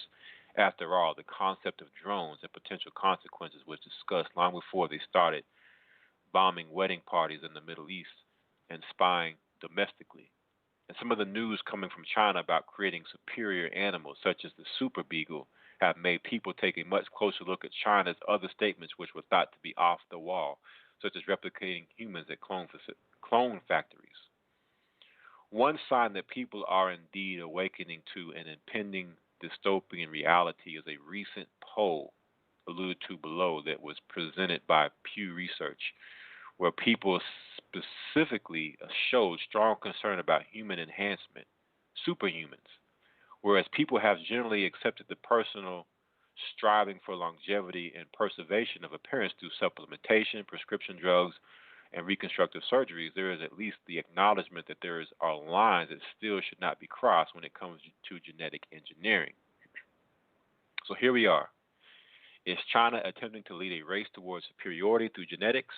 Are they responding to where they believe the U.S. already has headed? Is either country obligated to loosen any ethical restrictions that may have had, especially if not doing so would leave their citizens destined to be part of a permanent world underclass or would severely compromise their national defense? Is this debate proof that we need a stronger international health organization that will place an outright ban on this technology? Depending upon your answers to the above questions, you might find it troubling or reassuring to know that just today it was announced that the U.S. National Institute of Health would lift a ban on research funds for part human, part animal embryos. So here we are. As Christ said, it will be as the days of Noah. The U.S. National Institutes of Health is looking to lift the ban on part human, part animal embryos, hybrid beings, right? It says here, emphasis added. The National Institutes of Health is proposing a new policy to permit scientists to get federal money to make embryos known as chimeras under certain carefully monitored conditions. The NIH imposed a moratorium on funding these experiments in September because they could raise ethical concerns. One issue is that the scientists might inadvertently create animals that have partly human brains, endowing them with some semblance of human consciousness or human thinking abilities. Another is that they could develop into animals with human sperm and eggs and breed, producing human embryos or fetuses inside animals or hybrid creatures. And just to add to this, recently they have legalized bestiality in Canada. So this is what they want. They want the mixing of man with beast, man dealing with beast. But critics denounced the decision. Science fiction writers might have imagined worlds like this: The Island of Dr. Moreau, Brave New World, Frankenstein, says Stuart Newman, a biologist at New York Medical College. There have been speculations, but now they're becoming more real. And I think that we just can't say that since it's possible, then let's do it. Right? And the race is on. The future of genetic enhancement is not in the West. Would you want to alter your future children's genes to make them smarter, stronger, or better looking? As the state of science brings prospects like these closer to reality, an international debate has been raging over the ethics of enhancing human capacities with biotechnology such as so-called smart pills, brain implants, and gene editing. This discussion has only intensified in the past year with the advent of the CRISPR Cas9 gene editing tool, which raises the specter of tinkering with our DNA to improve traits like intelligence, athleticism, even moral reasoning. Right? So it's not a fairy tale story anymore when we read about in the Bible, Revelation 13, for those who discount the mark of the beast and what it will be able to do to people. This is the technology. It's not science fiction anymore, as we may have watched in past decades thinking that it was just sci-fi. This is the reality and what they were doing the whole time. It was programming. So are we on the brink of a brave new world of genetically enhanced humanity? Perhaps. And there's an interesting wrinkle. It's reasonable to believe that any seismic shift towards genetic enhancement will not be centered in Western countries like the U.S. or the U.K., where many modern technologies are pioneered. Instead, genetic enhancement is more likely to emerge out of China. Attitudes towards enhancement. Numerous surveys among Western populations have found significant opposition to many forms of human enhancement. For example, a recent Pew study of 4,726 Americans found that most would not want to use a brain chip to improve their memory.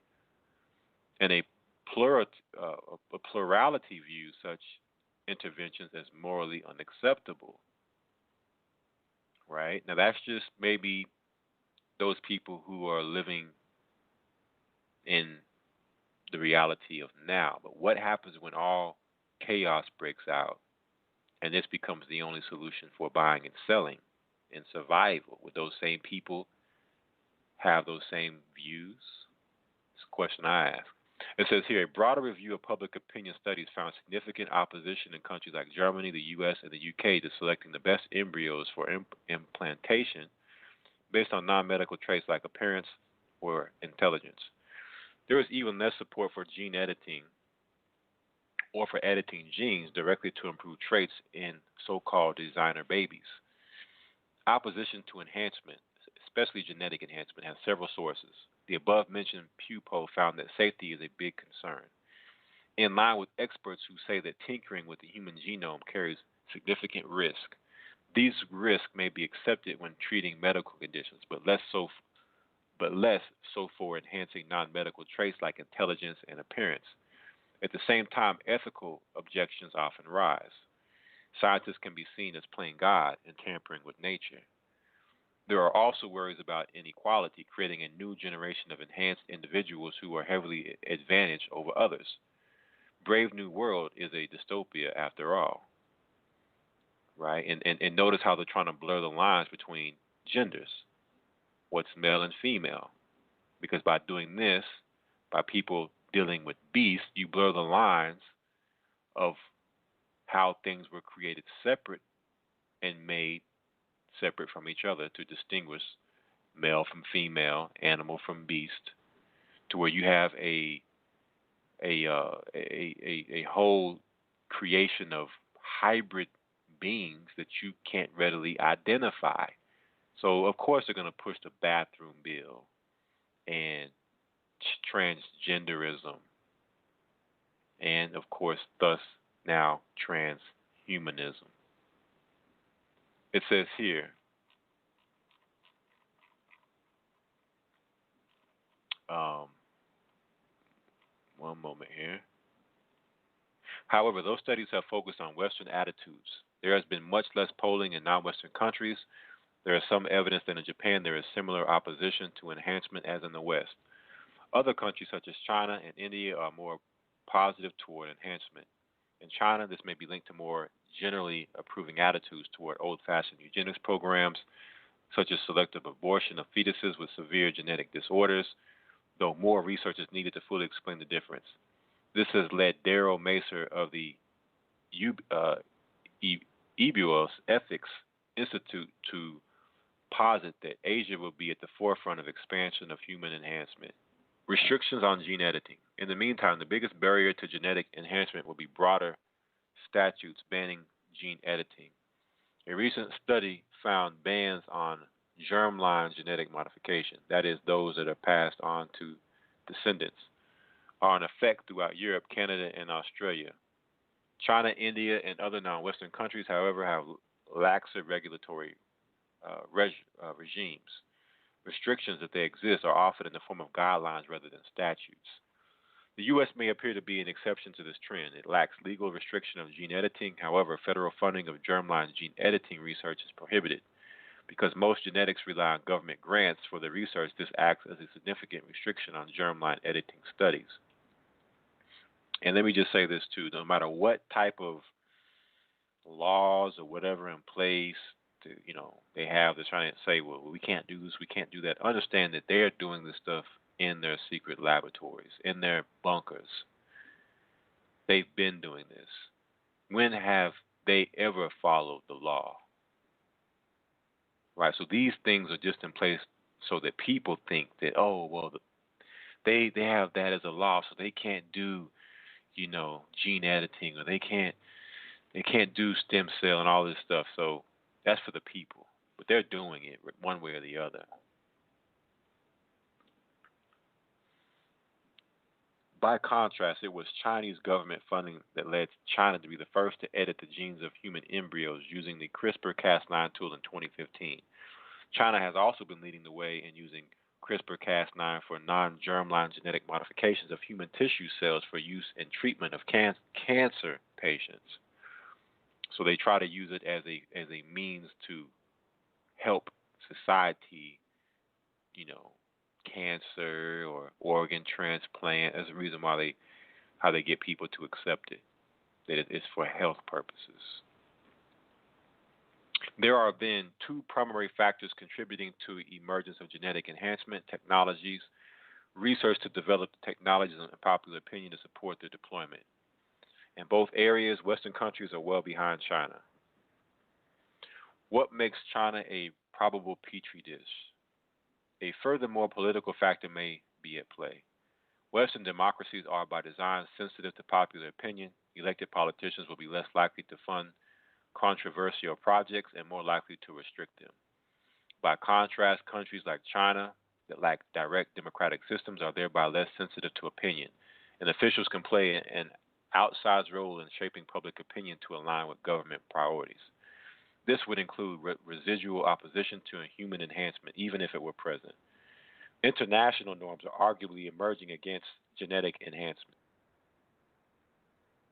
But in other arenas, China has proven willing to reject international norms in order to promote its own interests. Indeed, if we set ethical and safety objections aside, genetic enhancement has the potential to bring about significant national advantages. Even marginal increases in intelligence via gene editing could have significant effects on a nation's economic growth. Certain genes could give some athletes an edge in intense international competitions. Other genes may have an effect on violent tendencies, suggesting genetic engineering could reduce crime rates. Right. So basically, what they're saying here is that the Most High created us in His image, and He didn't do a good enough job. So we need to edit His creation and fix where He made the mistakes, and that you don't have free will. That if you want to commit a crime, that we need to edit that out of your mind to where it's not an option to commit crime. You're going to do what we tell you to do. Right? When the Most High gave us free will, He gave us the option of choosing bad or good.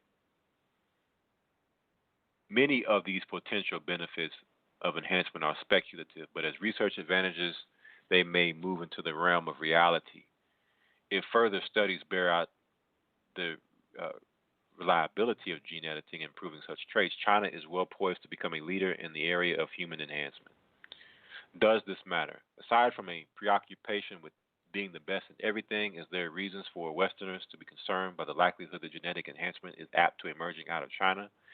If the critics are correct that human enhancement is unethical, dangerous, or both, then yes, emergence in China would be worrying. From this critical perspective, the Chinese people would be subject to an unethical and dangerous intervention, a cause for international concern. Given China's human rights records in other areas, it is questionable whether international pressure would have much effect. In turn, enhancement of its population may make China more competitive on the world stage. An unenviable dilemma for opponents of enhancement could emerge. Fail to enhance and fall behind, or enhance and suffer the moral and physical consequences. Conversely, if one believes that human enhancement is actually desirable, this trend should be welcomed. As Western governments hem and haw, delaying development of potentially great advances for humanity, China leads the way forward. Their increased competitiveness, in turn, would pressure Western countries to relax restrictions and thereby allow humanity as a whole to progress, becoming healthier, more productive, and generally capable. Either way, this trend is important development. We will see if it is sustained. Public opinion in the U.S. and other countries could shift, or funding could dry up in China, but for now it appears that China holds the future of genetic enhancement in its hands. All right, so we see that it's happening. It's not the conspiracy theory. It's not science fiction. We're in the days of Noah, and for them to even consider doing it and have a option of or a debate of one argument holding the side of, should we do it? We want to keep up with China. We don't want to fall behind. This shows you, where we're at. Christ said that if He didn't shorten the time, no flesh would survive, right? So, again, this transhumanism, this technology, is the technology of the beast, leading us to the mark of the beast, which leads us into our last article here off of activistpost.com. The article is titled, Neural Smart Dust Connects Brain and Computer, Wireless Mind Control.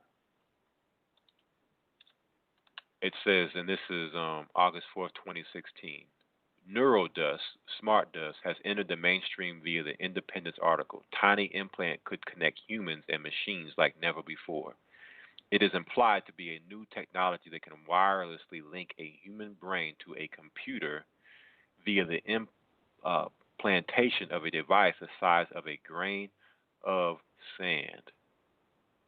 So no longer are we in the days of the technology of a grain of rice and the RFID. Now they have smart dust, which is computers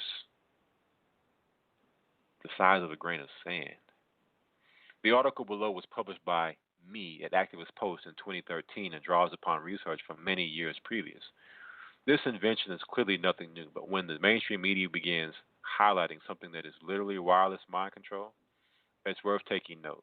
It is also worth noting that as more people learn about science fiction becoming science reality, they are becoming increasingly hesitant about the lack of ethical boundaries for what is emerging. Some people might have heard about smart dust, nanoparticles that can be employed as sensor networks for a range of security and environmental applications. Now, however, literal smart dust for the brain is being proposed as a next step toward establishing a brain-computer interface. The system is officially called neurodust and works to monitor the brain from the inside.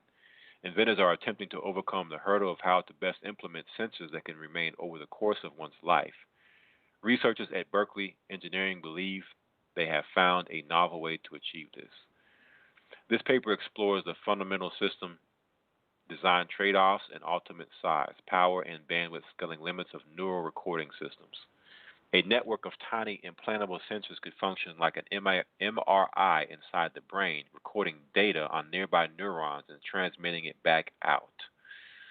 Smart dust particles will all contain an extremely small CMOS sensor capable of measuring electrical activity in nearby neurons. The researchers envision a piezoelectric material backing the CMOS capable of generating electrical signals from ultrasound waves. The process would also work in reverse, allowing the dust to beam data back via high-frequency sound waves. The neurodust would also be coated with polymer. The investment in neuroscience has received a $100 million commitment via Obama's BRAIN project. Remember Obama's BRAIN initiative? Right? While Europe has committed $1.3 billion to build a supercomputer replica of the brain in a similarly comprehensive and detailed fashion as the Human Genome Project mapped DNA. Concurrently, there is a massive long-term investment in nanotech applications via the 60-page National Nanotechnology Initiative 2011 Strategic Plan. This document lays out a projected future to understand and control matter for the management of every facet of human life within the surveillance matrix of environment, health, and safety. 25 U.S. federal agencies are participating. The concept of smart dust has been applied and proposed for use in the following ways, just to name a few. Nanosensors for use in agriculture that measure crops and environmental conditions, bomb-sniffing plants using rewired DNA to detect explosives and biological agents. Smart dust motes that wirelessly transmit data on temperature, light, and movement. This can also be used in currency to track cash. However, this is the first time that there is a working plan to apply smart dust to the human brain. Researchers claim it will be some time before, if ever, this is workable. One aspect that is interesting to note is that once these particles are sent into the brain, it will be ultrasound that activates the system for full monitoring. This is an area of research that is also being looked at by DARPA as one of the future methods of mind control. So we talk about mind control a lot, how they use their mediums such as media and what they're doing with the water, the food, the air. But of course, this isn't good enough for Satan. He knows that in order for him to fully control mankind, he has to embed his mark, which is the merging of the iron with the miry clay, into mankind. That would be the only way he can have full control. You have those who break away from the programming. You have those who will become runaway slaves and run away from the plantation. Even though majority are already controlled through these mediums. But this is the ultimate control. It says here, their idea is to sprinkle electronic sensors the size of dust particles into the cortex and to interrogate them remotely using ultrasound. The ultrasound also powers this so-called neurodust. Each particle of neurodust consists of standard CMOS circuits and sensors that measure the electrical activity in neurons nearby. The neurodust is interrogated by another component placed beneath the scale, but powered from outside the body. This generates the ultrasound that powers the neurodust and sensors that listen out of their response, rather like an RFID system. This system is also tetherless. The data is collected and stored outside the body for later analysis. And this also goes into Jade Helm. For those who remember the slogan or the logo for Jade Helm, it was mastering the human domain. So they want to master, Satan wants to master and conquer the human genome, the DNA that the Most High created. He wants to conquer that realm and that domain. It says here, read tetherless as wireless or remote controlled analysis of the human brain, thus opening the door theoretically for remote mind control. As I've highlighted before, this is a two-way street. Some people might feel content, for example, with sending their brain's information out to a doctor for evaluation.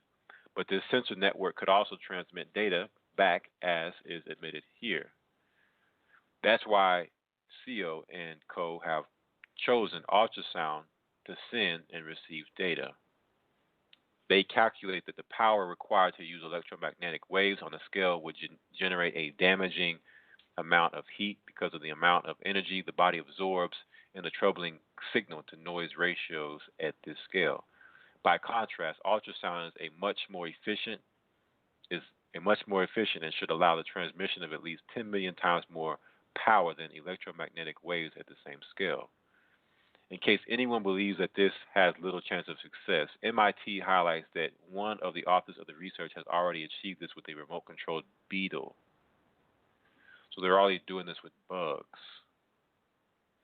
The human brain is clearly a vast, perhaps infinite complexity, and this is without even introducing concepts such as the mind or the soul, right? And this is what Satan wants to conquer, our minds and our soul. He knows he has to conquer our DNA. It says, nevertheless, it is clear that the reductionists are doing the very best to solve the brain, measuring it, mapping it, and making sense of it. These are sorcerers. These are not scientists. Whether they realize it or not, they're sorcerers. Are we to believe that controlling it has been left off the list for more ethical reasons? Not likely. Right? So this is where we're at in time, in history. You know, things are no more sci-fi. You know, things are no more fairy tale, what the Bible prophesied, and you know, things are no more. Well, it's not going to happen in our generation. It'll be, you know, the generation of the generation of the generation. It's never our generation, but it's happening in our generation. All the prophecies and signs are here. It's just, do we actually realize it? And what are we doing about it? Are we getting our minds and our spirits in order? Or are we just satisfied with being in the know? We think just being in the know is going to save us. The doers of the word will be justified, not the hearers. All right, so that's it for segment 1. We're going to go ahead and get ready for segment 2. So for all those who have any comments, questions, you have any news you want to bring out, we didn't talk about, whatever the case may be, give us a call, 646-200-4309. Just simply press 1. That'll put you in the queue. When we come back from our break, we'll take your calls. You are listening to Friday Night Sabbath, coming out of Babylon, here on Blog Talk Radio for the Gathering of Christ Church. And we'll be right back.